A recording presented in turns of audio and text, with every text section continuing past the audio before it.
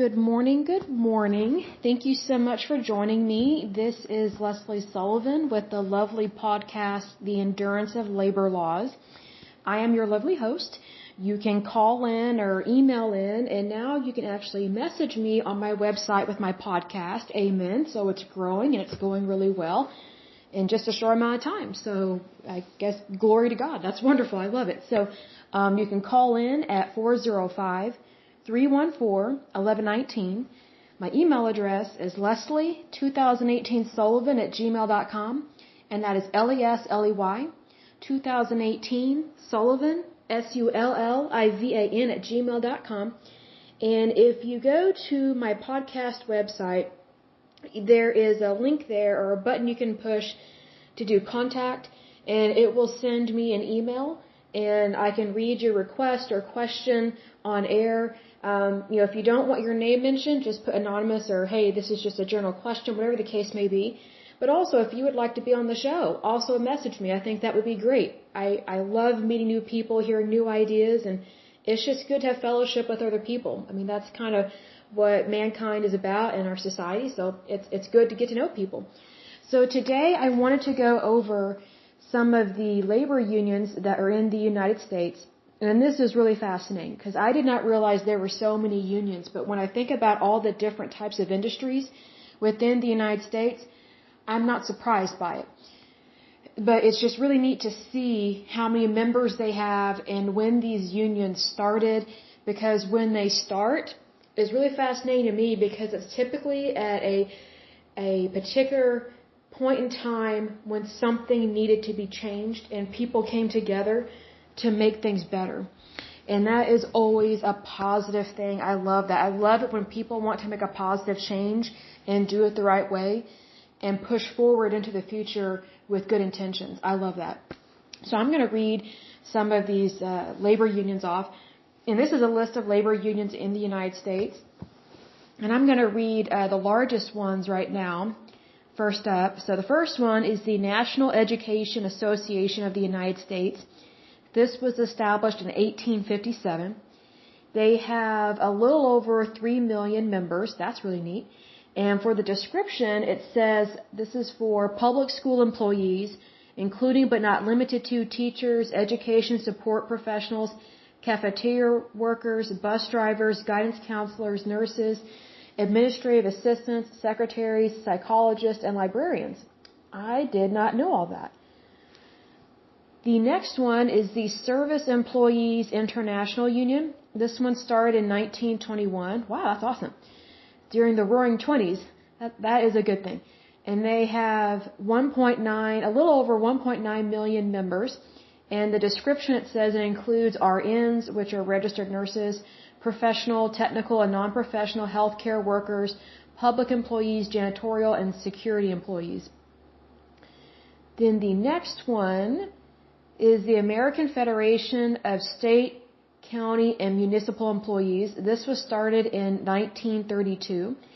They have a little over 1.4 million members. And for the description, it says these are employees of state, county, and municipal governments. That is awesome. The next union is called Teamsters. I had heard of that word before, but I didn't really know what it meant. So this is really good to know some of this. Because I heard about Teamsters in high school because it's like we would help people raise money and things like that. And no one had a good explanation for me of what it was. But this makes way more sense. And plus, when I was in high school, the internet wasn't as lucrative with information as it is now. And it was kind of like when a kid or a teenager asks a question, it's like you're not always taken seriously and they're not always sure why you're asking a question. So, and maybe some adults didn't really know how to properly explain it, but here it is. So Teamsters, this union was established in 1903, so right around the turn of the century. Amen. And they have 1.4 million members. And the full name of their union is called International Brotherhood of Teamsters. And it lists truck drivers, warehouse workers, and miscellaneous trades. I'm not sure what all miscellaneous trades includes because there's a whole bunch of trades out there, and a lot of trades already have their own unions. So it made me wonder if you can be a part of more than one union. I don't know. That would be really interesting to research that and to figure that one out because I've never been in a union. I think it would be great to be in one. It's just I've personally never worked at a job where there was a union or I wasn't made aware that there was a union. So it really is knowledge is power and it protects you. The next union is the United Food and Commercial Workers. This one was established in 1979. They have 1.3 million members. And the description is retail store and distribution employees. Now this one I'd heard of. The next union is United Auto Workers. This one was established in 1935. They have 990,000 members. And their description is aerospace and agricultural implement workers of America, automobile, truck, farm equipment, and construction equipment manufacturing workers. Now, the reason why I'm aware of United Auto Workers Union is because of some of the scandals that they've had in regards to their union. And I don't necessarily mean that in a bad way, but scandals do tend to be bad. But there was, I guess, a mismanagement of monies, and they were trying to figure out how to handle that. And then I'm trying to remember if it was this union or another union that got a bailout of some sort, and it really irritated a lot of people. So there was something to do with that union. I just remember that name, United Auto Workers. But I think it's really neat that it started in 1935, because during that time, cars were not bought by everybody and just anybody back then. Because you have to remember, the automobile used to be considered a luxury purchase. Even just a plain Jane basic automobile, it was not widely available to the public because it was so expensive. And also, I can speak from the point of view of living in Oklahoma. You know, we had a lot of dirt roads and gravel roads back then in the 30s. And, you know, what we need to remember about in history is that the United States, we did not all have really good infrastructure located all throughout the United States. And so not all of us had paved roads. And if you did not have really nice roads, you would just basically ruin the vehicle that you purchased. So, you know, like for example, Oklahoma used to be predominantly farming as well as oil and gas. So they were more concerned about purchasing farming equipment and kind of industrial equipment as opposed to just like a car or something like that. And I don't know if this is going to come up in the background, but I'm in my apartment and sometimes the pipes make really loud noises. So if there was like a loud rushing water sound, that is because I'm on the bottom floor of a 3-story apartment building. And sometimes when stuff's going on above me with the pipes, like if they're running a dishwasher, it sounds like a flood. So if you heard that, congratulations. If not, also congratulations. You missed something that kind of startled me while I'm sitting on my sofa doing this podcast. But anyway, the next union is United Steelworkers. I've heard of this one. And this one was established in 1942. They have a little over 860,000 members.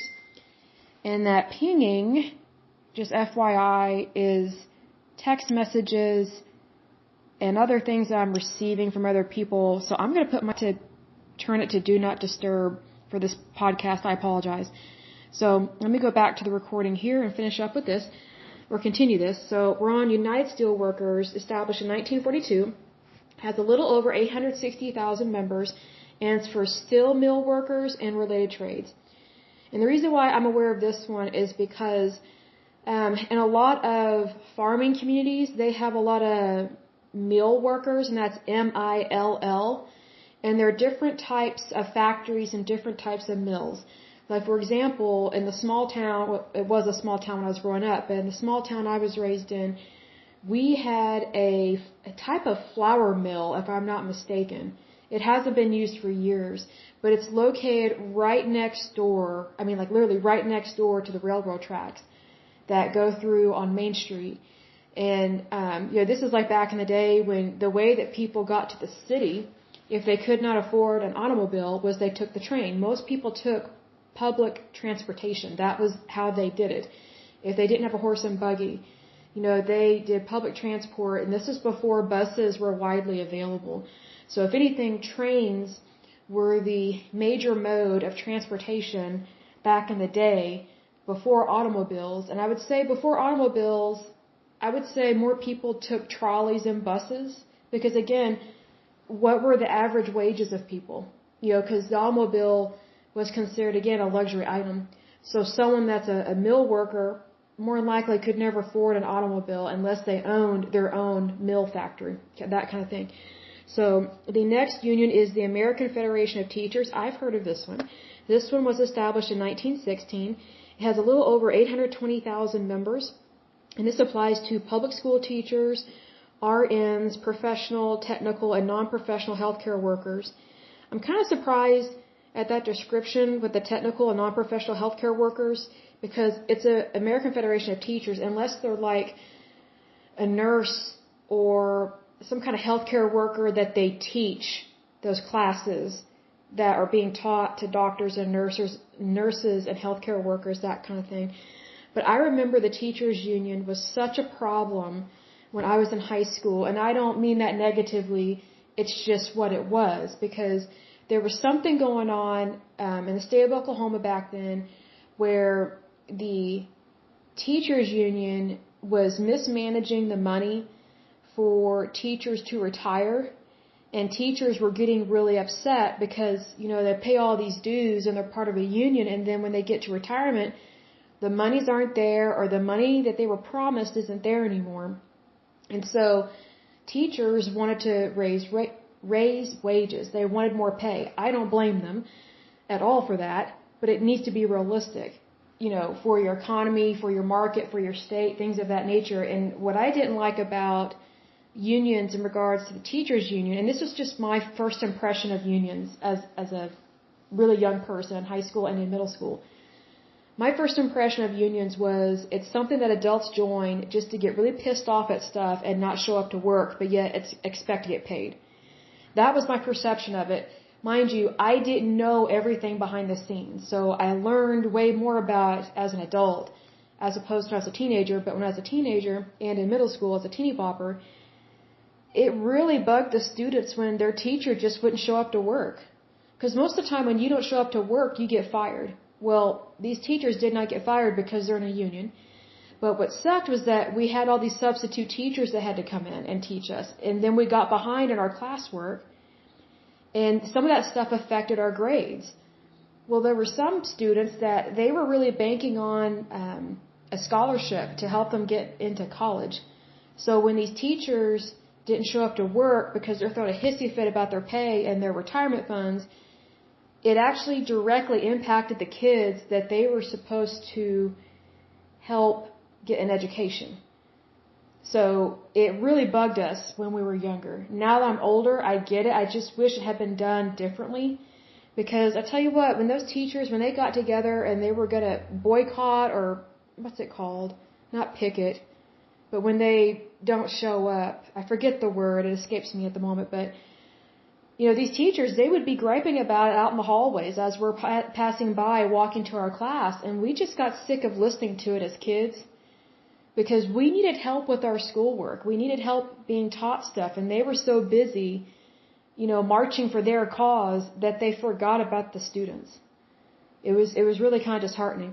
But as an adult, I know now why they were so pissed off, and they truly felt like there was no other recourse because they had been speaking up and speaking up and speaking up about what was going on with their union and their monies and their retirement fund and things like that.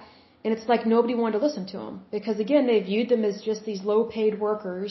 Most of them were women because for some stupid, reason, so many people in these hick states think that only women should be teachers because they're not mentally incompetent to be anything else, which is a complete lie. But, so whenever a woman complains, it's like, oh, she's just hormonal, she has ovaries. Well, guess what? We had quite a few male teachers, and they weren't all gay. I think we only had like 1 or 2 gay teachers at that time. And plus, you could never come out being gay back then, but if you were a teacher and being around kids, no way could you come out being gay. For fear of losing your job or being run out of town or being beaten, that kind of thing, which was always horrible. But it was one of those things that, these women and the other teachers, the men, had enough. And what was nice about our school district was that we had quite a few men that were teachers because we had a lot of different sports teams. So they spoke up and said, hey, this isn't just about the pay for women. It's about the pay for everybody, regardless of whether you're male or female. Like, how are we supposed to provide for our families right now if we don't have enough pay? And then how are we supposed to provide for ourselves and our family when we retire if those monies aren't there? But yet, as a union, you're saying that it's going to be there. And they were trying to use some special type of banking system or bank account or some kind of trust fund, and it just didn't work out very well. And so I remember that scandal back in the day.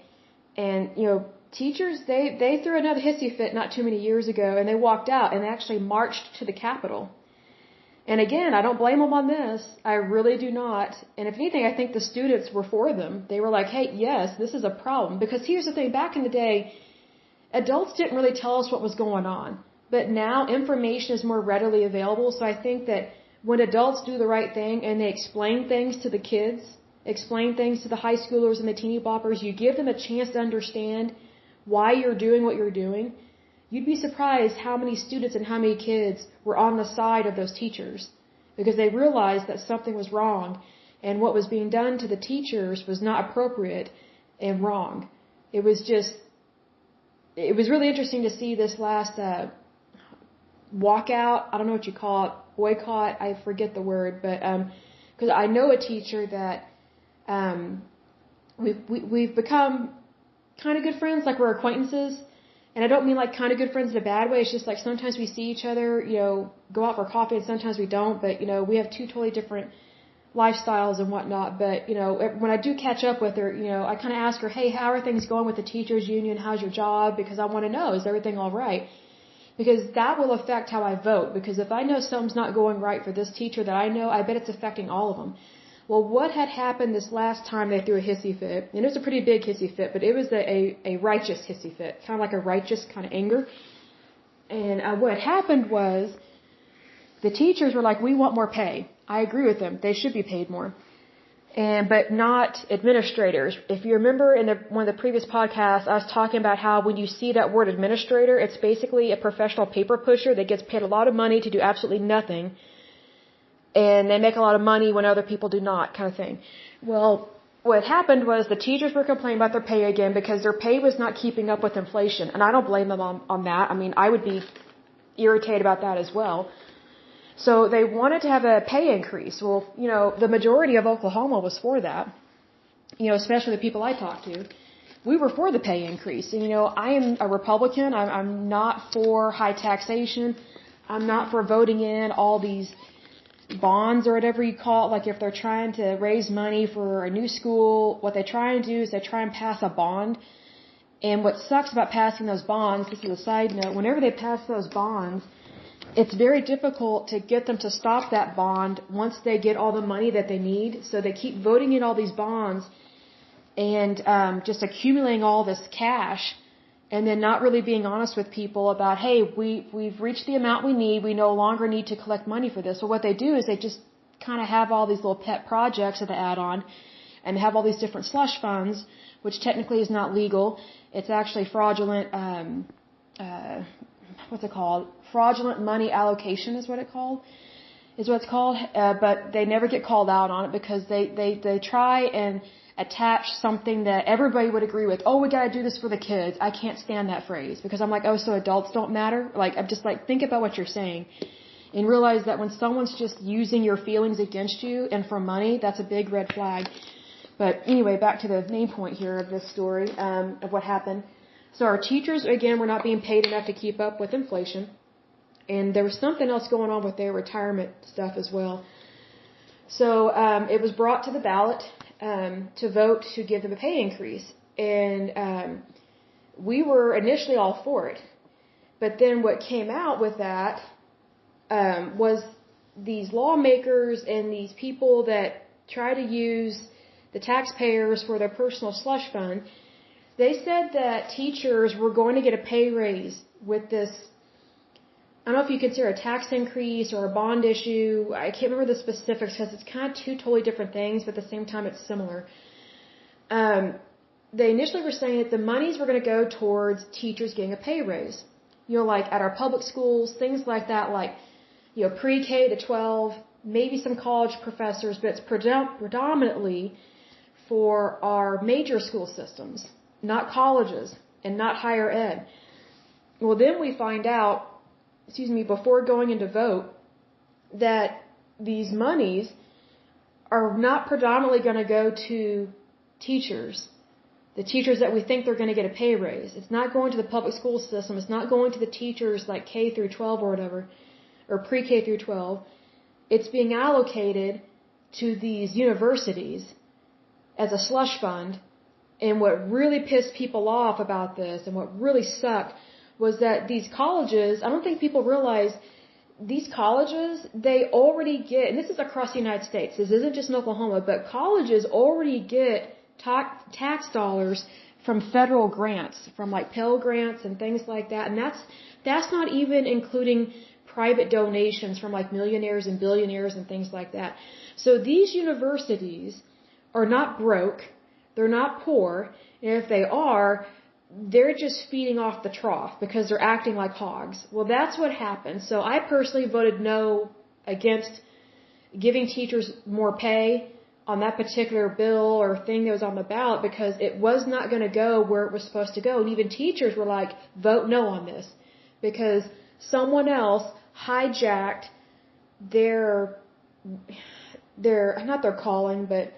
hijacked what they wanted done. And so the monies were not going to go to the people that it was supposed to go to.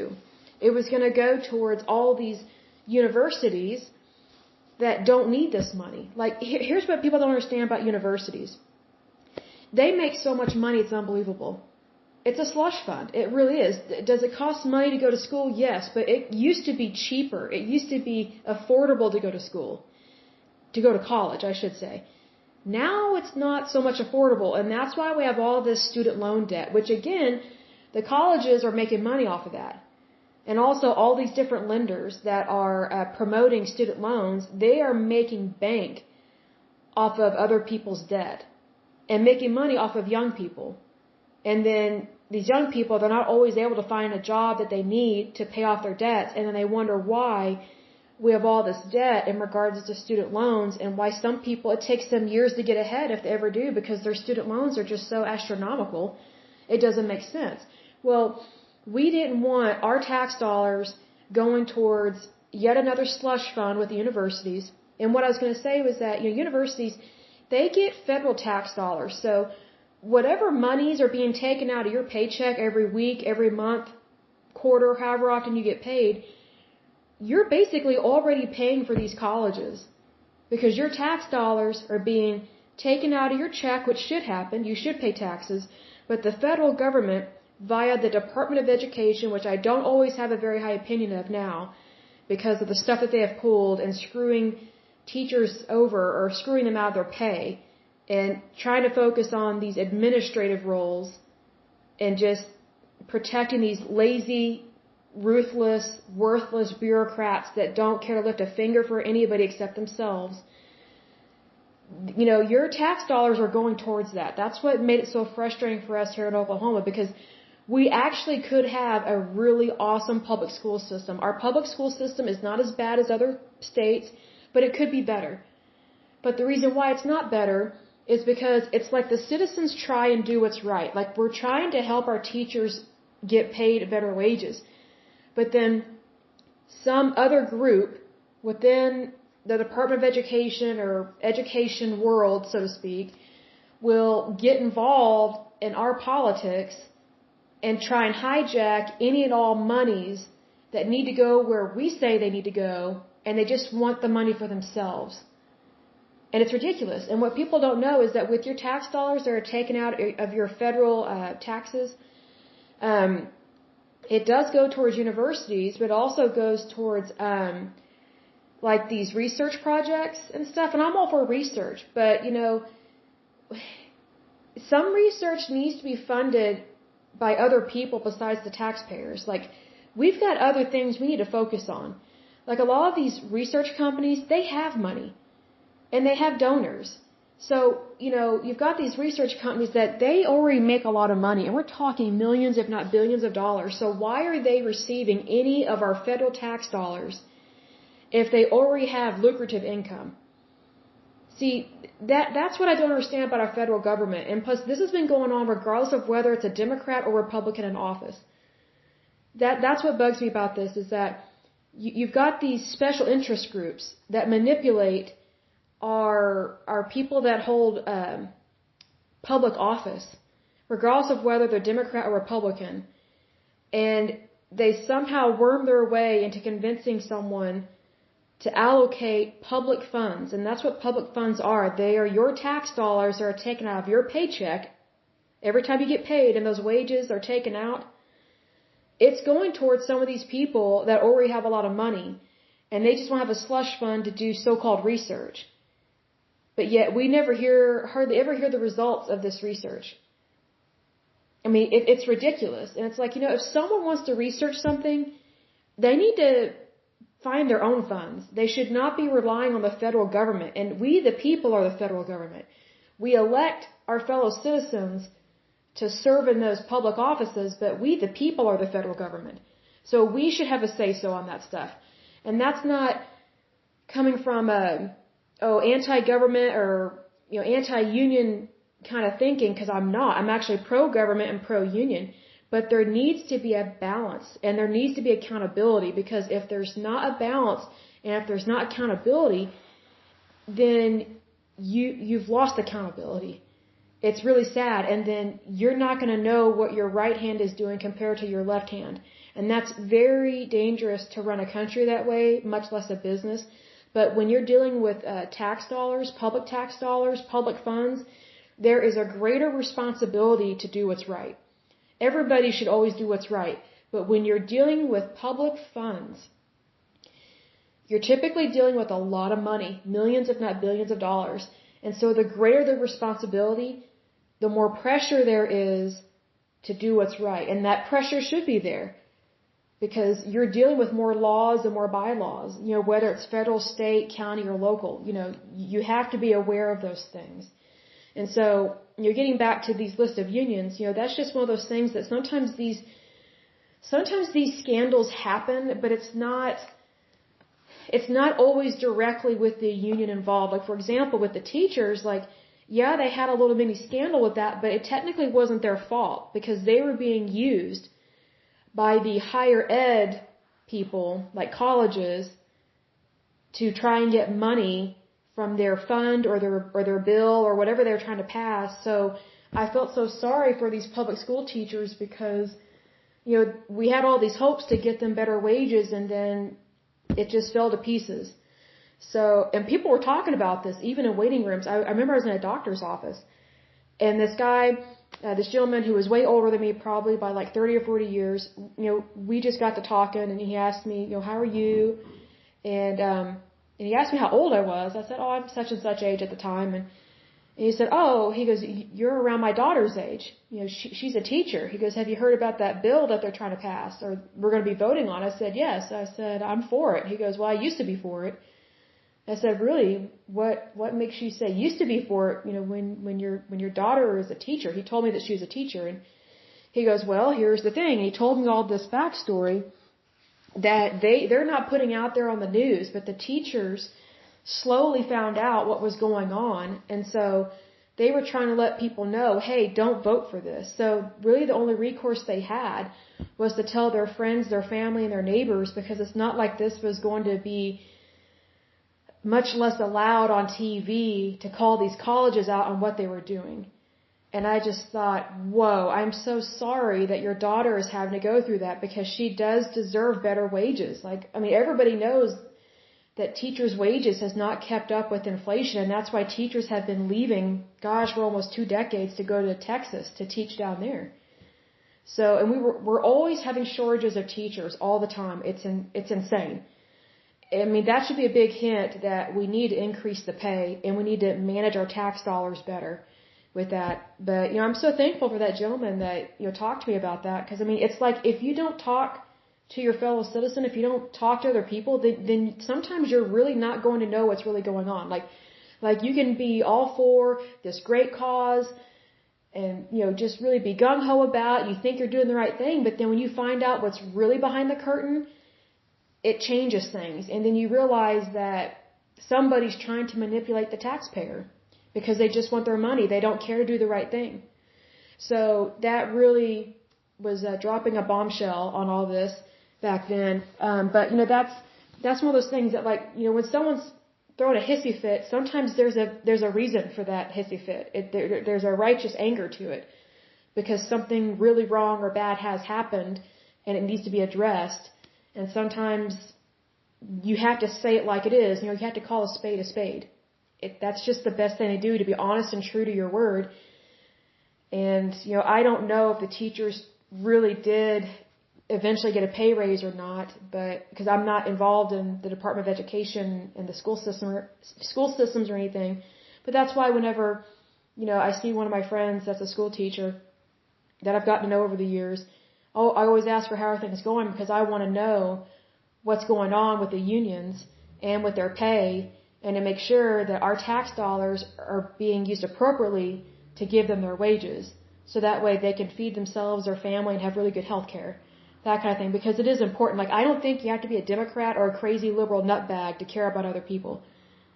I think just being human is the easiest way to care about other people, because, way before COVID-19 hit, we were already in this together because we are a society. I mean, we are mankind. So it's just one of those ways of being there for each other and just letting someone know, hey, I don't understand everything that's going on in your life. I just want you to know I'm there for you. And I understand what is going on. I understand your problem. And, if there's anything I can do, as long as it's legal and moral, I will help you. Because, sometimes people want to help, but they want to go about the wrong way. And then you've totally just blown that cause out of the water, and it hasn't really helped anybody. It's just made it worse. So that's one of those things you have to be careful about, what you're helping and how you help. Because you have to practice due diligence and those kind of things, because it helps protect you from scandal and it helps protect you from fraud. And it ultimately protects you from going to jail, because what's the point of going to jail? Because you can't really help people from jail. That's the thing. So just be mindful of those things. Kind of going off on a tangent there with that, but there's some people that they get so irritated about stuff that they just kind of give themselves permission to do whatever they want, whenever they want, and that's not part of being a good citizen. That's not being smart.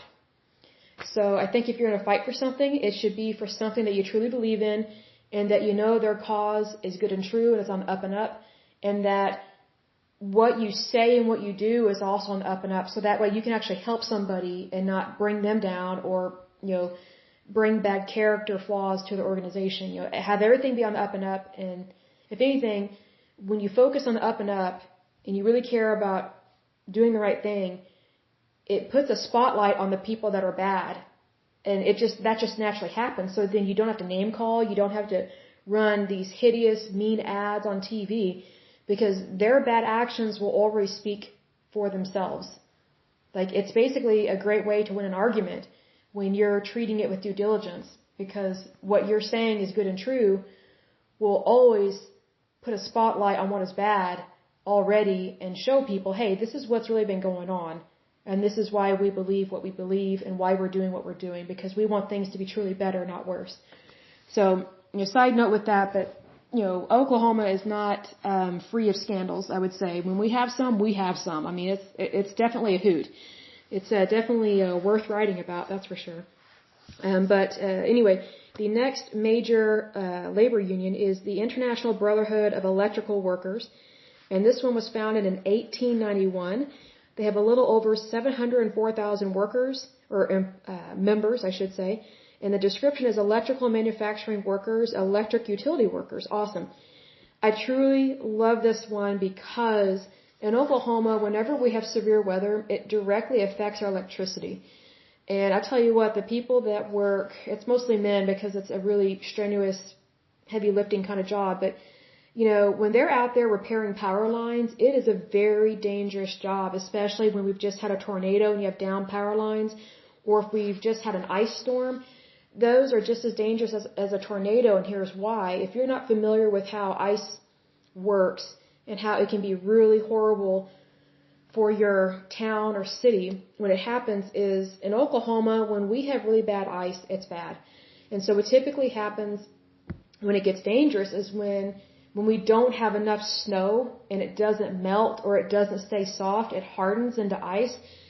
Well, that hardens our power lines, whether it's electrical or phone, whatever the case may be. And ice is very heavy, very heavy. I mean, it's like putting a brick on a clothesline, but having those bricks go all up and down the clothesline. And then those power lines, they dip down really low, almost to the ground because they're so heavy with ice. And sometimes they snap and break. And other times the poles snap and break. And then you have down power lines, and some people have died. They've been electrocuted. It's been really horrible and graphic sometimes when that happens. But, when it comes to repairing that stuff, the people that are out there doing that kind of repair work, they are literally putting their life on the line for us to get electricity so that we're not freezing in our homes. And it's a very specific type of job and the work that they do, and it is incredibly dangerous. So I always have the utmost respect for people that work, kind of on the utilities and electric stuff like that, because it's the winter that is the toughest. I mean, tornadoes are bad enough as it is, but I think the winter months with ice are probably some of the most dangerous times for our utility workers, because it's just the nature of the job. So I just think it's amazing that the work that they do, and I hope and pray that they have really good benefits, because they literally do so much for us that if you take it for granted, then you're not really being appreciative of what someone else does on a daily basis to make sure that you have electricity. And also, this is a side note, when you think of electrical workers, you also need to realize that they also help our hospitals stay afloat whenever we have ice storms like this. Like most hospitals, I don't know how it is in other places, but where I'm from, in Oklahoma, most of our hospitals are only built near a major power grid. So that way they can have their own generators. They have their own backup generators, because it requires a lot of electricity. Because, let's say you've got people in the hospital, like, let's say you've got people there that have just had a heart transplant, like the day before an ice storm happened. Well, now there's a risk of losing electricity, but they're still like on a ventilator or something. Well, that's why hospitals they're built in certain areas, and that's why you'll see signs at construction sites that will say what the zoning is, because what the zoning is will tell you what permissions they have to build there, and also what kind of permits they need in order to build their facility there, whether it's a shopping mall or a hospital or, a new power plant, whatever the case may be, because it's real specific when it comes to using energy like that. And Oklahoma is very cautious and careful with things like that. Like, I know some other states view us as hicks, and we do have some hicks for sure, but, there are some things that I feel like we are ahead of the game, because we know what it's like to be without electricity. We know what it's like to suffer hardships with that, and we know how important it is to have our hospitals connected to the safest power grid possible, so that way they don't lose electricity. And if they do lose electricity, that they have really top-notch backup generators. So that's just another avenue of respect in regards to electrical utility workers and the work that they do, because it is super important. Like, definitely don't ever take those people for granted, because it's a hard job and a dangerous job. So the next union is Laborers International Union of North America. I don't know what that is, but it was founded in 1903. They have a little over 669,000 members. Oh, it says miscellaneous construction workers and other trades. Okay, that kind of makes sense. The next one is International Association of Machinists and Aerospace Workers. That was started in 1888. They have a little over 653,000 members, and the description is aircraft manufacturing workers, aircraft maintenance and repair workers. Awesome. Next one is Communication Workers of America. It was founded in 1947. They have a little over 545,000 members, and the description is telecommunication, customer service, broadcasting, public sector, healthcare, and other workers. Now that covers quite a bit. Then you have the United Brotherhood of Carpenters and Joiners of America. that was founded in 1881. They have a little over 522,000 members. The next one, the description is Building Industry Carpenters. The next one is International Longshore and Warehouse Union. It was started in 1937. They have a little over 424,000 members. And the description is Freight Handlers at Ports. Oh, that's important. You know, when you think about a port, I'm reminded of all these movies from the 1940s where, you know, if they're doing a screenshot of like the Gulf Coast or these ports that we had, you know, that's where a lot of our goods came in at that time because we didn't use a lot of freight on airliners yet in the 1940s. Not like we do now with FedEx and UPS and things of that nature. So most of the goods that we receive from overseas came via boat. And if it's coming via boat, then it's like got to be tugged in by like some of these tugboats. That's what you see. They're helping them come into shore, these huge freight liners or whatever. They're helping them come into the port and to not run into other ships and things like that. So there are people that have to do that job so that way we get our goods because not everything can be flown in. It's just not always possible. But anyway, so super important with that. But it just reminds me of these movies that, you know, they may not be particularly focusing on ports and workers, not by any means, but it's just really neat to see the camera shots of the industry at that time. Because I like to see movies where they filmed almost in the exact same place, but you see decade after decade how the landscape and how the industry has changed in the United States. And so, I mean, for those that think that the United States is going down the tubes and, you know, just negative stuff, we're not. I mean, the economy goes up and down, up and down. That's how any economy is, and that's actually quite healthy for an economy to do that because it tells you what the stability is of your economy and the stability of your companies that you have that are doing business in your country.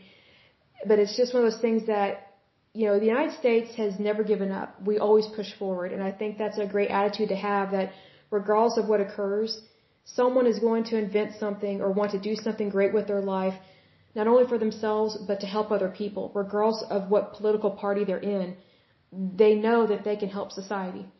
And that gives everybody a good feeling. And, you know, I'm not a huge feelings kind of person, but I think everybody in general likes to feel good about what they do.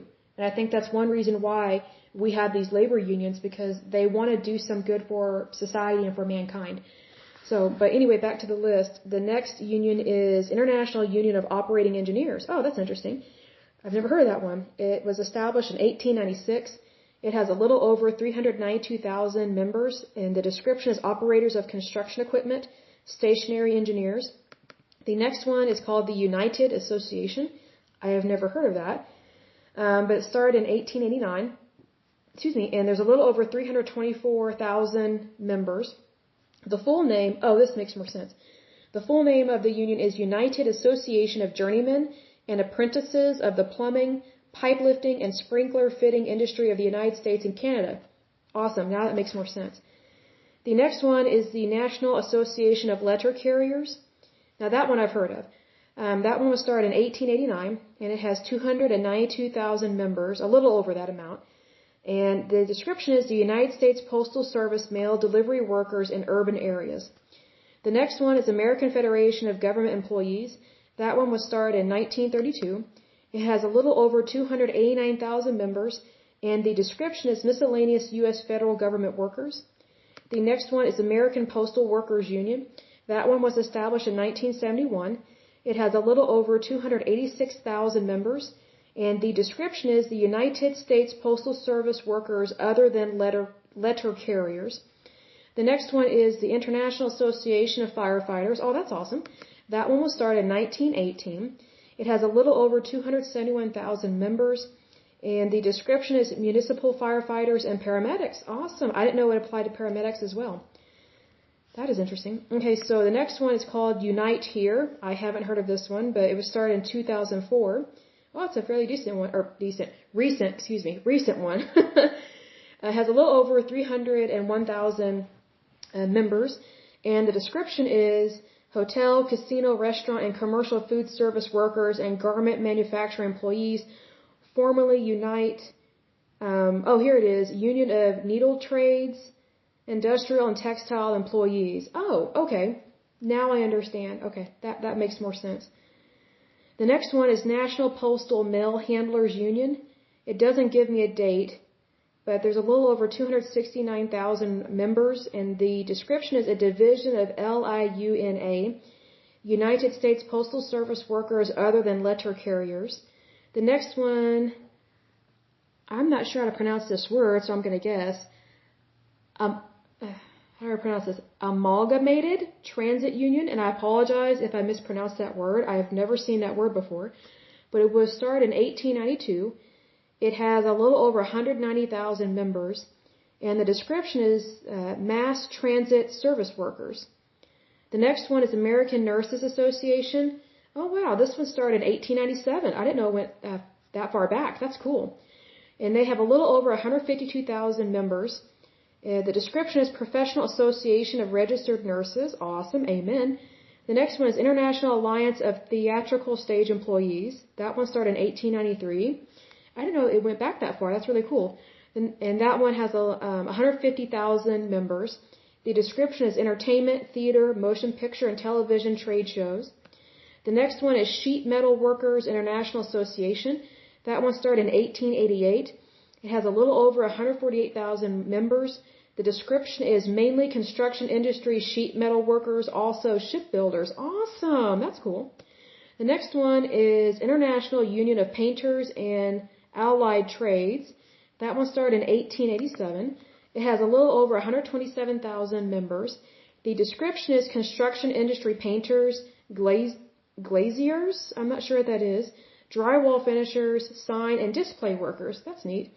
The next one is International Association of Bridge, Structural, Ornamental, and Reinforcing Iron Workers. Oh, that's cool. It was founded in 1896, has a little over 125,000 members, and it doesn't give me a description. The next one is Transport Workers Union of America, started in 1934. Oh, this is awesome. Okay. It has a little over 125,000 members. And the description is mass transit, railroad, and airline workers. I love that because, previously, a little bit earlier in this podcast, I was talking about railroads and how more people took railroads and trolleys because they couldn't afford a car.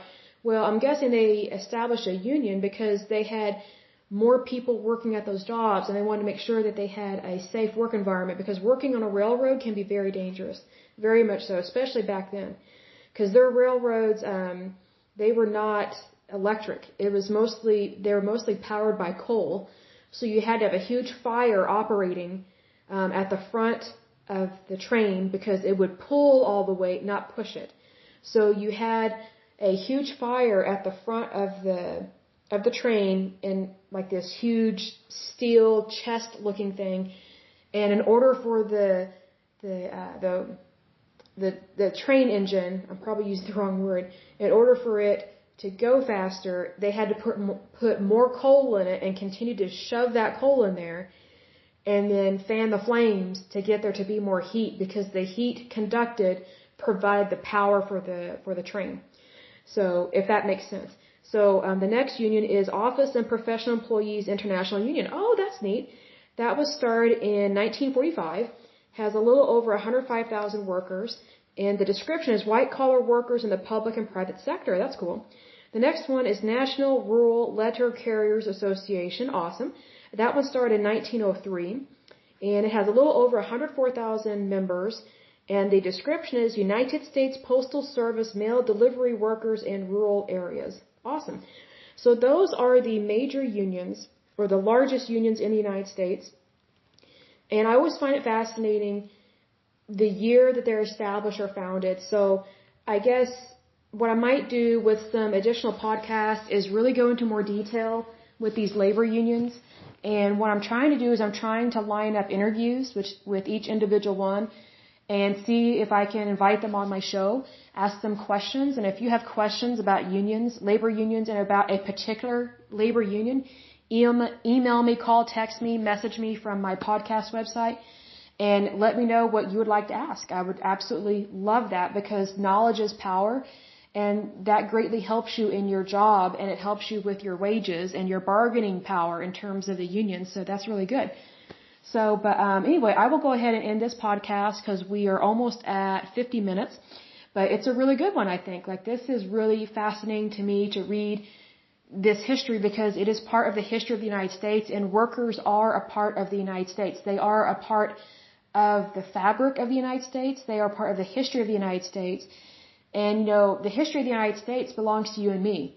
And it belongs to our ancestors, our families that have lived before us and gone before us. They were part of this movement to help the workforce be a safe and good and kind place to work to earn a living, because it doesn't have to be bad.